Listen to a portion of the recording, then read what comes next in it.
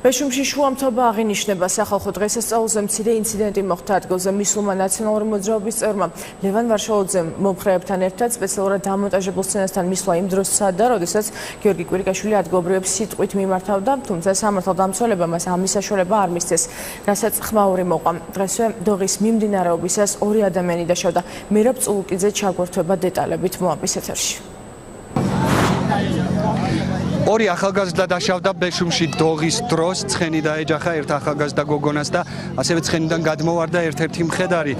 დაშავებულებს ადგილზე აღმოუჩინეს დახმარება სასწრაფო დახმარების ბრიგადებმა, თუმცა მოგვიანებით პრემიერ-მინისტრმა გადაწყვიტა ორივე მათგანი საკუთარი ბერტფრენით გადაეყვანა ავადმყოფოში და ჩვენი ინფორმაციით იგი პირდაპირ ბათუმის აეროპორტისკენ გაემართა.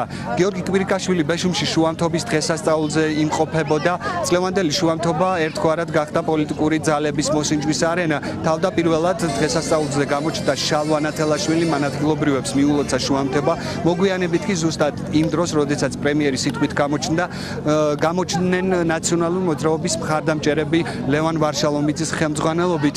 ლევან ვარშალომიძე მიუახლოვდა სცენას და ის წინარიგებში შესვლას ცდილობდა, თუმცა მას ამის საშუალება სამართალდამცველებმა არ მისცეს, რასაც გარკვეული ჩოჩქოლი მოჰყვა. რამდენიმე წუთით შეწყდა კონცერტიც, თუმცა მალევე დატოვეს ნაციონალური მოძრაობის წარმომადგენლებმა ტერიტორია და კონცერტი ისევ გაგრძელდა. მცირე კომენტარი გააკეთა ინციდენტთან დაკავშირებით პრემიერ-მინისტრმა, მან პარალელი 2012 წლის მოვლენებთან დაკავშირებით გაავლო, როდესაც შუამთობაზე ქართული ოცნების აქტივისტებსა და სამართალდამცველებს შორის ფიზიკური დაპირისპირება მოხდა.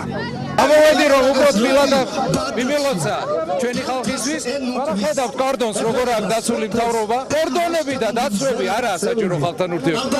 ხალხი უნდა იყოს ღია, ყველას უნდა შეხდე, ყველას უნდა დაელაპარაკო. აცხადებდა ხო მთავრობა, ყველას ესაუბრები ოპოზიციასო. სად არის?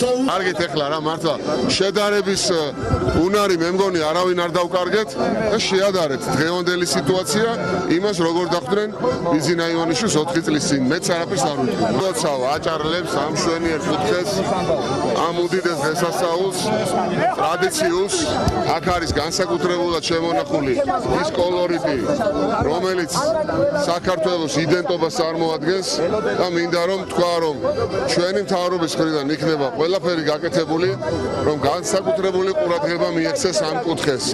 ინციდენტის შემდეგ დღესასწაული გაგრძელდა, პრემიერ-მინისტრი შეხვდა ადგილობრივებს, მათ მიულოცა შუამთობა, ასევე ჩამოიარა ყველა გამოფენის კუთხე, სადაც წარმოდგენილი იყო ეთნოგრაფიული ნიმუშები. პრემიერ-მინისტრმა დააგემოვნა აჭარული კერძები და აჭარული ღვინო. შეგახსენებთ, რომ შუამთობა არის დღესასწაული, რომელიც ყოველი წლის აგვისტოს პირველ შაბათ-კვირას იმართება.